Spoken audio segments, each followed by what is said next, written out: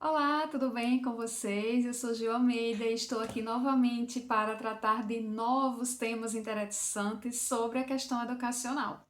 Hoje a gente vai discutir um pouco sobre a função do coordenador pedagógico nesses tempos de pandemia. Sem dúvida nenhuma, o professor é o grande protagonista desse momento que a gente está vivendo e ele é o grande protagonista no processo de educação. Por quê? Porque ele está na linha de frente, ele está em contato com o aluno o tempo inteiro, ele é a pessoa que está entre o conhecimento e o aluno. Mas por trás de tudo isso há uma outra pessoa, há uma outra figura bastante importante que é a figura do coordenador pedagógico. Então, em 1996, com a LDB, que é a lei que rege toda a educação brasileira, seja ela pública ou privada, desde a educação infantil até o ensino superior, a gente vai ter uma modificação nessa figura do coordenador. Ele passa a ser alguém mais central, no sentido inclusive formativo dentro do espaço escolar. Nesse sentido, a gente pode imaginar que ele sai do backstage, né? Ele sai dos bastidores completo e ele entra para o palco, não é? Junto com os professores, junto com todo o restante dos colaboradores dentro da escola. Então, se a gente for nomear, por exemplo, as funções do coordenador pedagógico, ele tem que estar articulando o projeto político-pedagógico para colocar em prática tudo aquilo que é pensado, refletido e colocado dentro desse documento, o PPP. Ele tem que se relacionar ou manter um relacionamento com as famílias, ele precisa se relacionar com os alunos, com os outros profissionais da escola, com a gestão e com os professores. Então, quando a gente olha, o coordenador pedagógico ele está meio que no centro desse processo. E a função formativa, ela começa a ser uma das funções mais importantes da coordenação pedagógica. E formativa em que sentido? Ora, as experiências cotidianas, elas são formativas. Então, o coordenador, ele vai estar observando o que está acontecendo nas aulas, ele precisa trabalhar com os processos metodológicos, ele precisa trabalhar com as questões de relacionamento. Então, tudo isso são funções importantes e que para realizar é preciso estudar, e nesse processo do fazer é também um processo formativo, além dos momentos formativos específicos, como nos planejamentos, nas reuniões, nas semanas pedagógicas, em todos os outros esses momentos. Então, o ponto formativo, o aspecto formativo, ele se torna muito central na vida do coordenador pedagógico. E claro, né, com isso muitos desafios, porque de um momento que o coordenador pedagógico estava sempre lá atrás, apenas fiscalizando para saber se estava tudo sendo colocado em prática, que também ainda é algo que a gente tem que fazer enquanto coordenação, né? Temos que observar se tudo aquilo que é programado está sendo bem realizado na prática pelos professores. Mas não somente isso, né? A parte de olhar é mais no sentido de dar feedback aos professores. Então, direcionando esse momento da coordenação pedagógica para o que a gente está vivendo, que é a questão da pandemia do coronavírus, eu diria que é um momento assim de muito mais dificuldades, de muito mais situações complexas para serem resolvidas, de muito mais desafios. Lógico que esses desafios não são apenas nossos, né? Os desafios são para todos. Os desafios são para os professores, que precisaram se adequar de uma hora para outra a muitas coisas que eles não eram acostumados, a novas tecnologias, novos formatos de aula. Há várias situações complicadas, inclusive lidando com essa situação de medo e de angústia que todos nós vivemos, né? É difícil também para os alunos, porque eles precisaram, de uma hora para outra, se afastar dos colegas, e como crianças e adolescentes que são, sentem muita falta dessa relação mais próxima. As famílias que precisam entender o que está acontecendo, como está o processo educacional. Então, todos esses desafios, eles estão na vida especificamente do coordenador pedagógico, porque a gente precisa dar conta de tudo isso. Então, além daqueles aspectos que já são obrigação da coordenação pedagógica, e aqui eu vou listar alguns, por exemplo, a questão da comunicação, né? Como eu já havia falado, todos precisam estar sabendo o que está acontecendo. Os professores precisam saber o que está acontecendo, os alunos precisam, os colaboradores não docentes, os pais. Então, a comunicação é fundamental. Para esse tempo de pandemia, por exemplo, uma coisa muito interessante que a gente, como coordenação, tem usado muito são os grupos de WhatsApp. É claro que para que o nosso trabalho seja ágil e que a gente realmente possa trabalhar, esses grupos podem ser fechados, grupos informativos, onde a gente coloque apenas aquilo que é necessário, aquilo que é informativo. Assim, os pais ficam sabendo de tudo que está acontecendo dentro da escola, do processo educacional com os filhos. Com os alunos, por sua vez, fica um pouquinho mais complicado a gente ter apenas um grupo informativo. Então, eu acredito que a maioria dos coordenadores pedagógicos eles estejam participando dos grupos dos alunos, porque precisa dar respostas. Aconteceu tal coisa, o que eu faço? Então, essa relação de proximidade aumentou muito. Isso é uma coisa positiva, lógico, não é? Mas é um desafio também manter. Você trabalha com 5, 6, 7, 10 turmas e você está em 10 grupos diferentes, mas é algo necessário porque a comunicação ela é fundamental.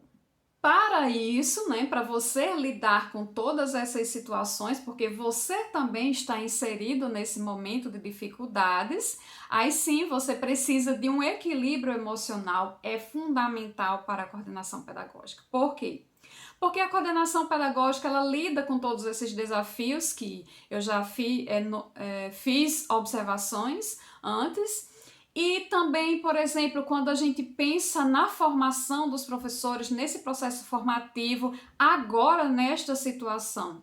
Alguns professores não tinham noções sobre a questão do uso de tecnologias informacionais e comunicacionais e de uma hora para outra foi preciso aprender e aprender muito rapidamente. Então, uso de plataformas digitais, uso de jogos dentro das suas aulas e as aulas ao vivo por videochamadas, que também é um outro processo que tem que ser feito. Então, tudo isso foi necessário aprender. E o nível de adaptação de cada pessoa também é diferente e a gente precisa lidar com esses tempos de aprendizagens diferentes. Então, o nosso equilíbrio emocional é fundamental para manter um certo equilíbrio no grupo. Uma outra coisa interessante é a questão do feedback, né? Eu já havia falado antes sobre a questão de fiscalizar, né, que era uma função muito utilizada nas escolas, que era feita pelo coordenador pedagógico, né? Era uma das suas responsabilidades. E hoje a gente tem essa questão, mas a gente pensa mais no sentido de supervisionar as ações. A gente planeja as ações, a gente forma e a gente precisa supervisionar para ver se o professor entendeu como é o processo, né? Porque às vezes acontecem erros, mas não necessariamente porque as pessoas não prestaram atenção, mas porque elas entenderam de uma forma diferente ou ainda não aprenderam a fazer. Isso é normal, especificamente em momentos de mudança, como é o que a gente precisou viver nesses tempos agora.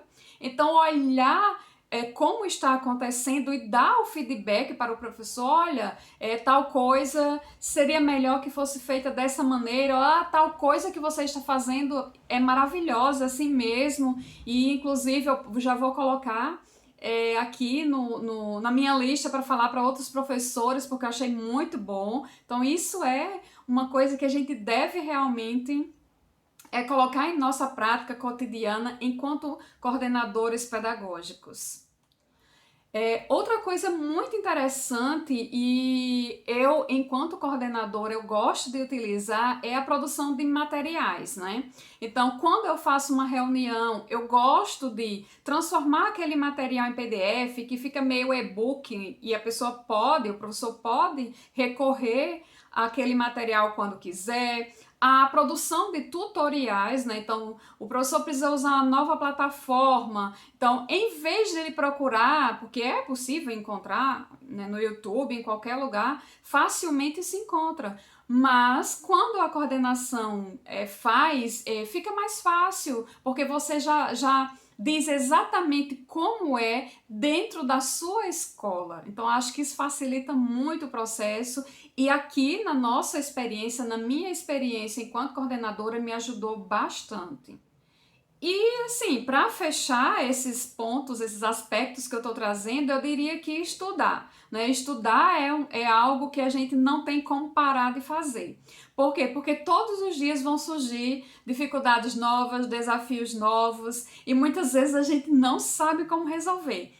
E a única forma da gente conseguir sanar algum problema ou resolver alguma situação é realmente estudando, vendo as experiências de outros espaços, de outras escolas e tentando aplicar na nossa realidade, né? Esse é um caminho que eu também tenho utilizado bastante e eu acho que qualquer coordenador que esteja assistindo vai concordar, e se não concordar, vocês podem inclusive aqui nos comentários trazer outras dicas, outras possibilidades, porque assim a gente compartilha o nosso conhecimento, né? A ideia é justamente essa, a ideia do canal inclusive é a gente compartilhar as nossas experiências. Então esses são apenas alguns dos aspectos que eu gostaria de frisar aqui como experiência da vida de coordenadora pedagógica e claro, né, eu quero também trazer uma outra pessoa que hoje é mais um momento do encontro com pessoas especiais e a gente traz alguém que é especialista, que sabe bastante sobre o assunto, que tem muita experiência na área. E hoje eu vou trazer aqui para falar um pouquinho com a gente a professora Kênia Almeida Nunes, que é doutora, mestre e graduada em Ciências Sociais, graduada também em Pedagogia e já tem vários anos aí de experiência com coordenação pedagógica e ela vai trazer um pouquinho para a gente aqui sobre o que a gente vai ganhar com toda essa experiência que a gente está tendo nesse momento de pandemia, porque muitas dificuldades, muitos problemas, muitas dores, muitos sofrimentos, isso é verdade, mas também a gente tem alguns ganhos, porque dentro da dor a gente aprende. Então, Kênia, por favor, seja bem-vinda ao nosso canal, é um prazer muito grande falar com você. Olá, fofinhos e fofinhas, Gil, muito agradecida pelo convite, né? Hoje a gente vai discutir um pouquinho sobre o papel do coordenador pedagógico nesse momento crucial, que é o momento que a gente está vivendo, de mudanças bruscas. A primeira coisa que a gente teve, né, foi o papel formativo do coordenador pedagógico nesse momento. Porque a gente se viu em uma transformação muito grande, a gente teve uma ruptura muito grande. Os alunos saíram das aulas que eram presenciais, aulas que a gente tinha um contato diário com eles e de uma hora para outra a gente teve que ser mediado por tecnologias. E nesse caso a gente teve muito professor que não sabia lidar com essas tecnologias, assim como também pais e alunos. Então a coordenação pedagógica ela teve esse novo papel e esse novo papel, né, é algo que vai ser levado para o futuro. Nesse sentido a gente tem, nesse momento que a gente está vivendo, pontos que a gente vai levar para uma prática nova, né, que é a relação com a família, uma relação muito mais próxima, uma relação de construção de autonomia do conhecimento por parte dos alunos e uma relação de conhecimento da coordenação pedagógica dos alunos que fazem parte da escola, assim como também dos pais e profissionais, né? Então a gente tem todo um cenário modificado e com isso a gente tem também novos aprendizados. Certo? Então a coordenação pedagógica ela tem diversos papéis, mas esse tem sido o maior desafio encontrado na atualidade, né? É isso, tchau, cheiro. Verdade, Kênia trouxe algumas coisas muito interessantes para a gente pensar, essa relação de proximidade, né, com as famílias, todas as aprendizagens que a gente teve no mundo tecnológico. Eu acredito que tudo isso são coisas que a gente vai levar. Como eu havia falado antes, com dor, com sofrimento, mas a gente cresceu bastante e eu acho que isso vai nos ajudar no nosso trabalho, na nossa experiência enquanto coordenadores pedagógicos. Eu agradeço a todos e agradeço a você, Kênia, por ter estado aqui com a gente. É sempre muito legal trazer alguém que conheça uma área específica, porque traz experiências novas, experiências que a gente às vezes não conhece, né? Olhares diferenciados, e essa é também a ideia, né, para a gente discutir aqui. E eu convido todos vocês a se inscreverem no canal, compartilhar, curtir. Vamos fazer com que os conteúdos cheguem cada vez mais longe e assim a gente possa trazer mais coisas. Comentem também, gente. Obrigada por vocês terem estado aqui. Grande beijo e até a próxima.